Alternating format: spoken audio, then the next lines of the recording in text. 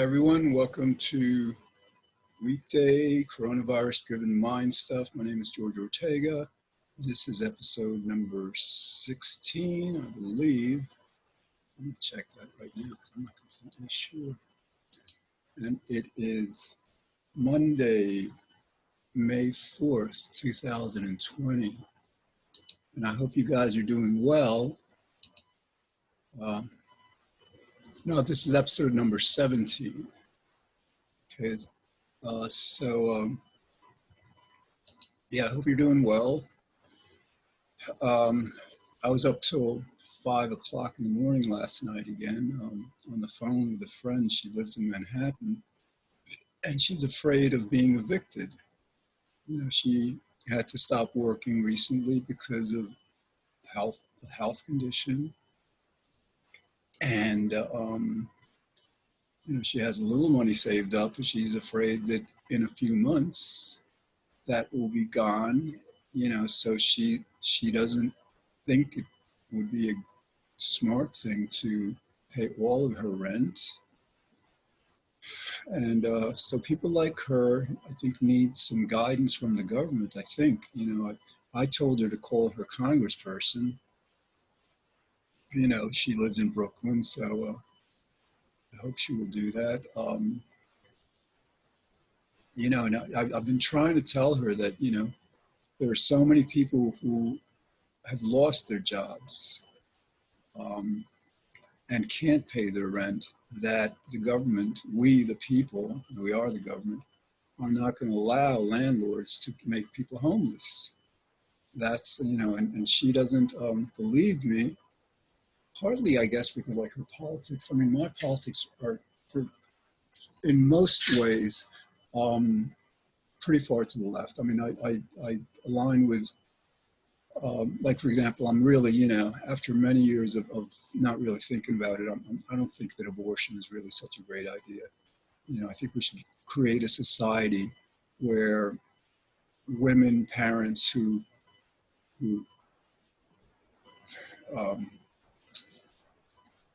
where life is more valued, where people, and also where we're more responsible. We have to kind of like change the ways we have sex and all that.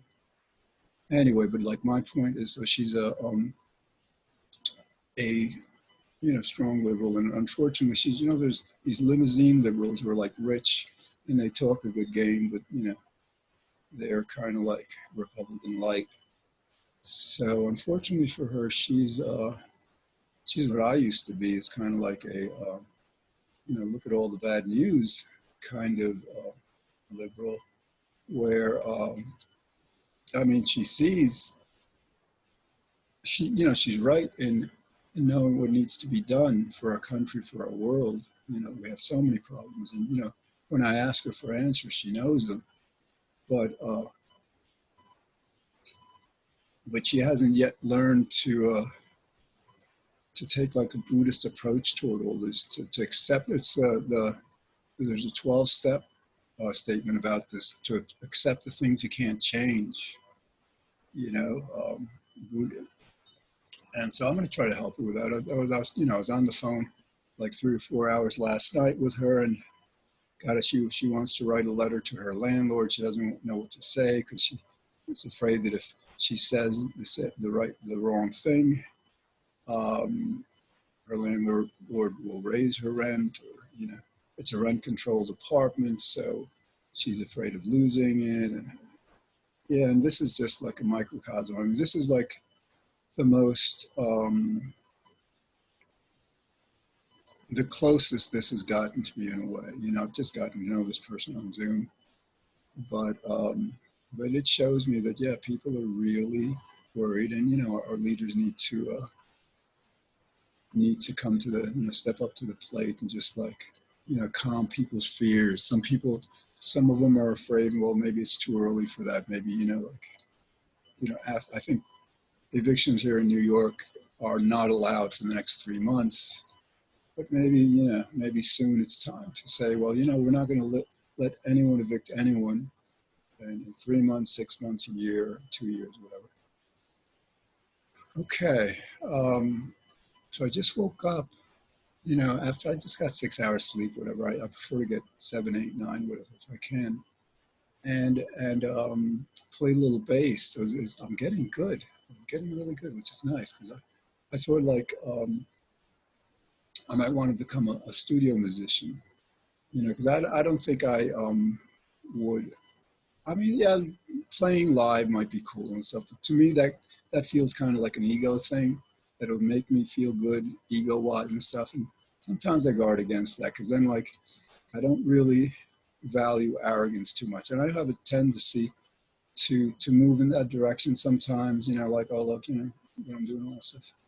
But so like as a studio musician, sometimes you know I don't even know if like sometimes your name is on the credit of an album. You just go there, play, you know, get paid, and have fun. So anyway, so yes, yeah, so I played you know about 7 or 8 songs, and it's coming out good. So like I'm trying to play every day now, or just a few times a day. Sometimes I'll just pick up the bass and play a song, you know, and just it's the right song. And I because like when I play, sometimes I have I'm on Spotify, so I have these playlists, and sometimes I let them go random, whatever happens to come up. Sometimes I just don't really feel like playing some of the songs, whatever. If I pick them, you know, but sometimes I just don't. All right, why am I saying this? I have no idea. I have no idea. I'm just trying to say that I've had a relatively good day, and the sun is in my eyes, even though it's kind of a cloudy sky. Um, so all right, what else? What else? 1:47 p.m. And so, yeah, I wanted to get this done. You know, I like to do this first thing, I guess. You know, that seems to be how it's turning out. Because that way, you know, I don't think about it for the rest of the day. It's done. I feel good about having done it. And then, like, the other thing is, like, I think, like, sleep is a special time for us. It's a good time. We process things and all. So it seems like, and I think people know this, like they get their best, best. Anyway, I've done that twice today, like the opposite of what and it might be actually this woman that I'm talking about influence, because she has like such a terrible perspective on things, you know, completely pessimistic. I think yeah, I better watch against that. So anyway, so yeah, I think I may, you know, present better shows, enjoy it more, doing it first thing in the morning or as soon as, you know, as soon as I want to, I guess. You know. So let's see. I what I did actually earlier is I scanned the headlines. You know, New York Times, Washington Post, CNN, NPR, Google News. So those are basically the 5 sources of news that I go to. And then I have certain topics, like I'm following factory farming because, like, you know, people should, you know, God, if people don't get that we need to, you know, transition from factory farming to clean meat to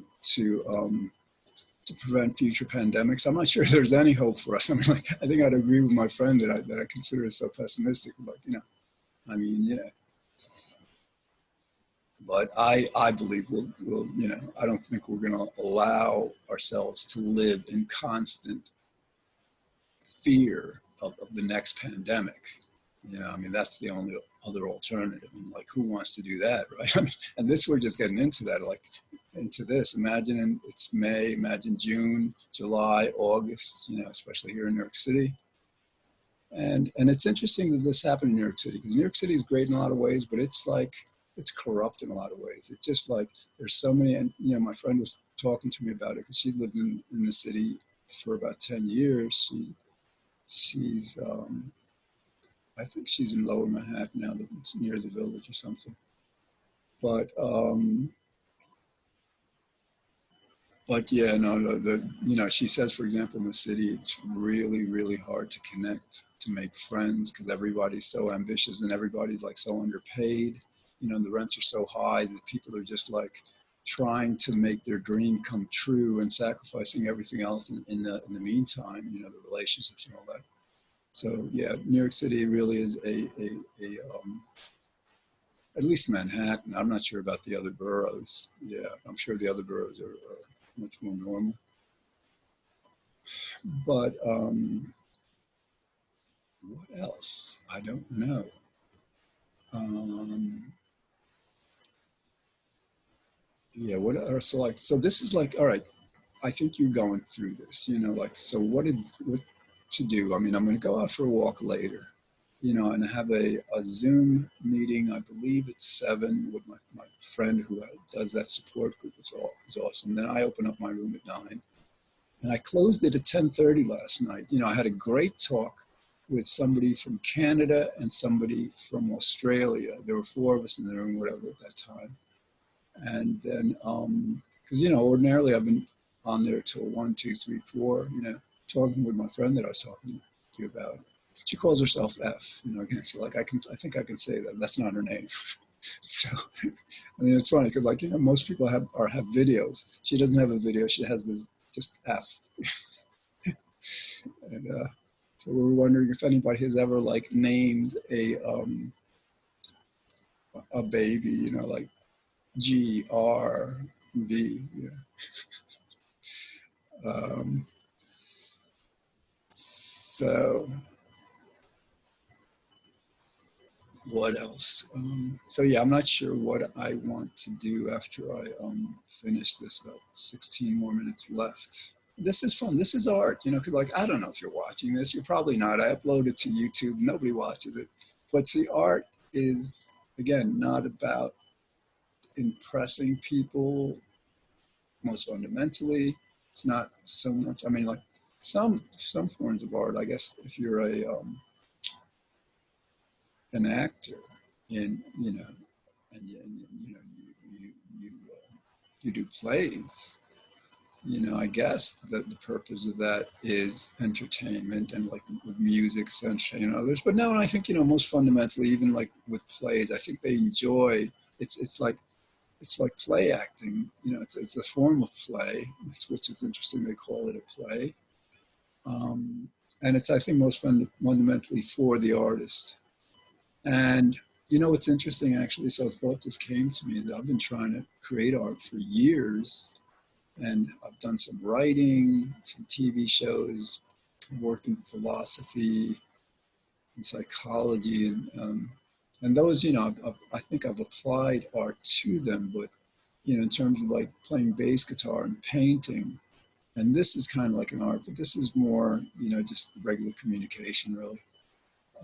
So anyway, I think what I'm trying to say is that this time that we're in has, has somehow created conditions where I am more predisposed, and you know, it's the circumstances are better for this. And you know, back in the 60s, it was pretty tumultuous time with the, you know, we lost 50,000 kids in Vietnam, and you know,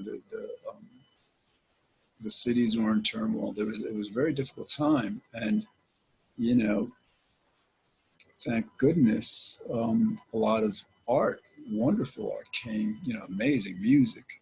You know, just like there was like a resurgence. I expect, I totally expect that's going to happen again.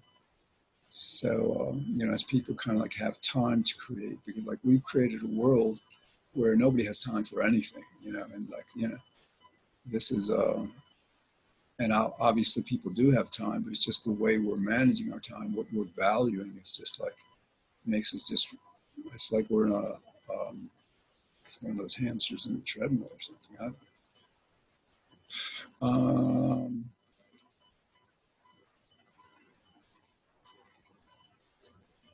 so let's see, what else? I'm getting a little frustrated with people out in the street not distancing, you know, taking up the middle of the sidewalk, you know.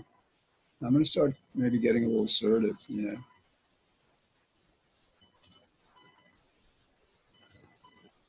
Yeah. So because people like that, you know, some people are just like totally immature and they're just clueless, and you know, some people are just like not very good people, and this is probably what's happened to us all.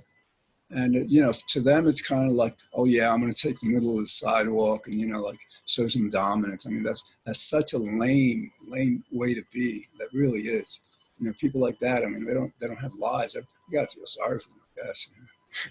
Go through life in that mode. But yeah, you know, and it's kind of like a matter of balance. You have to find the right tone and the right way to approach people. It's important to approach people like that. You shouldn't let them get away with that, or getting too close to you in a store and stuff. You know, people need to be aware. So, um, and yeah, what else? Yeah, I'm not, you know, so now I'm wondering, like, what do I do after this? It's 12 o'clock and I haven't eaten anything. I've eaten half of an apple. I'll finish it when I finish this recording. Part of me wants to look for a meetup. It's you know, it starts maybe at 3 or something, and join a few people. That's probably what I'll do. You know, and I may or may not find anything. If I don't find anything, I mean, I could straighten up around here a little. You know, it does need a little straightening up, but I don't feel like doing it. I don't know why. I mean, yeah. Let's get into this. Like, you know, because we're all like this in a way, and it's like, well, for me, it's like I want to be in the mood where I want to straighten up. I don't want to straighten up unless I want to straighten up, right? And some people like to straighten up. You know, I've just, you know, my apartment is relatively straightened up, but it's not completely straightened up. You know, and sometimes I'll let it go for days before I, you know, sometimes it's not a matter of want. It's I look around and says, well, this needs to be straightened up. But but it's funny because, like, you know, to straighten up would only take about 15, 20 minutes, right? And I would feel really good after having straightened up, you know. But but it doesn't get straightened up anytime. Again, it's not all that bad, really. Just a few pieces of paper. I really should. And actually, maybe I'm in the process of talking myself into straightening up. It may not happen just immediately after this, but hopefully this afternoon. That's why it's so important, so good to talk about what is going on in your life, what you want to do, you know, your goals, plans, challenges, all that stuff. When we talk, like when I'm talking now, this was actually the premise of the show before I changed the theme to just like whatever. Um, when we verbalize our thoughts and hear ourselves, we are thinking more clearly generally and more strongly, and our thinking is much more organized because we're thinking in complete sentences usually, and and we're able to follow our trains of thought. Whereas if when we're thinking silently like we usually do, it's these impressions, these, you know, it's like a thought fragment and a thought fragment. And sometimes it's a, you know, it's so much more nebulous. Okay, 9:29 minutes and 20 seconds left. So this woman, F, like referred me to this guy, and on something, I don't know. I can't, this guy's like arrogant. I mean, he thinks he's smart. He was interviewing AOC, Alexandra, whatever, Cortez. And I can't believe he started the interview this way. He says, like, you know, you have done so much, and your appearance being the first guest on my new television show, because he's got like a show that he just started recently, or, you know, maybe your greatest achievement yet. And like he was saying it seriously. There was no tongue in cheek in this, you know? I mean, like, no, he wasn't saying it with a smile or whatever. I mean, but he's not that bright. I mean, sometimes he's eloquent. You know, he definitely knows how to talk. But you know, I downloaded his book from the library. You know, I wasn't going to pay for it, whatever. Like, let's see, like a lot of our problem with people, leaders, is like they're charismatic. But what clued me into this guy's lack of genuine intelligence is like he endlessly and painfully dwells on the problem. Yes, the billionaires, yes, it's the inequality, it's all that. But who doesn't know that? I mean, we've known this for decades. In other words, like, I've yet to hear him say a statement, well, this is what we need to do about it. Not in general terms, like we need to win elections and stuff, but, step by step how it's done. So whatever. And I have no idea why I went there. So, okay. Oh, no, actually, no. What I'd like to find, hopefully, is somebody who's less arrogant, more intelligent, more informed, not just about the problems, but solutions. It'd be great to begin, and I think it's definitely too early for a book. And I think we're in the phase where journalists would begin to write articles about this. What we can expect, for example, in terms of job creation. What are these new jobs going to look like? Because that's the big question. People are going to need to work to pay for the health insurance and for their rent and everything else. And our government will be in a very, um, a no-brainer position of like, well, you either pay people who want to work to not work, through benefits, all that, whatever, because you don't let them starve or go homeless, or you create jobs so they work. And so, like, the question becomes, well, what are they going to do? The infrastructure thing, building, repairing roads and bridges and all that stuff is one thing, but, not everybody's a construction worker. So we're going through a fundamental change in our philosophy. And F and I were talking about this last night, actually. And she may actually, come on, be a co-host, at least for some of these episodes. But she's gonna be a puppet. She's shy. She doesn't want to like show herself. I've never seen her, incidentally. But I like her a lot because we connect. We're both artists, and some. But anyway, so. So yeah, it would be good to have a journalist just lay out, some of the possibilities. And I think this is a work that requires some creativity, because I think a lot of the jobs that will need to be created don't exist. They don't exist. And if you want to get into like the politics, because like the people on top are making money, they don't care. It's like their corporations are, the bottom line is profit, and so they don't think in terms of like what everyone needs, what people need, to work or whatever. So yeah, so I'm curious. I hope intelligent people begin to write articles about this.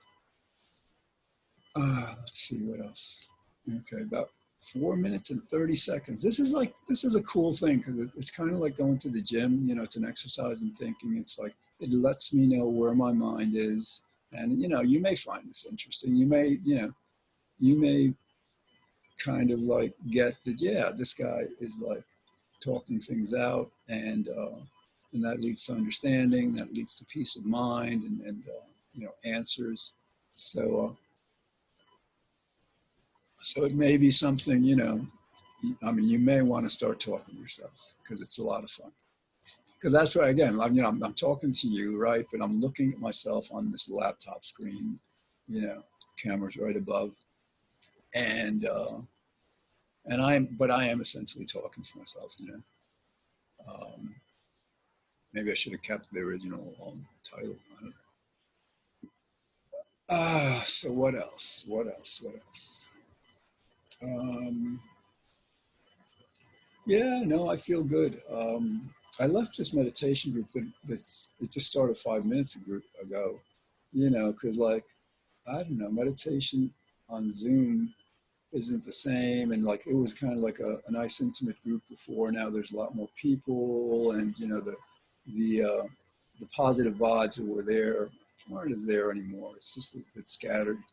So I told the leader, hey, I'll join you guys again after we end the distancing.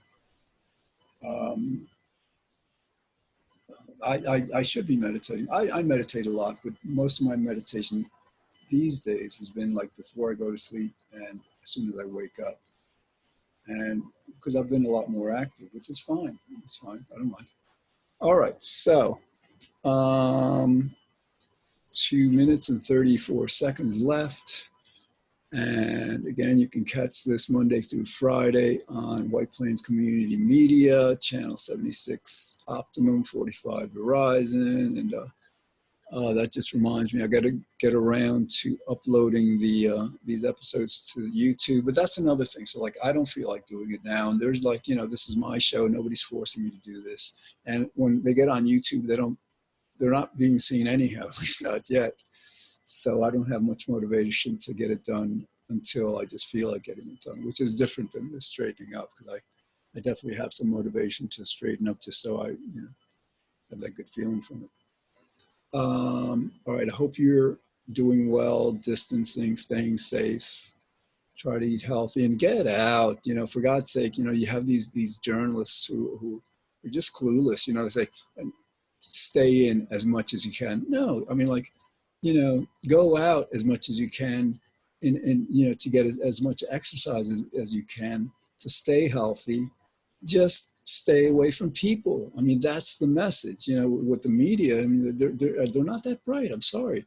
They just like, they stoke fear that, people are afraid. They pay attention to the media more and they make money. And I think that's probably an underlying motivation that they're not even aware of, But we've known this for decades.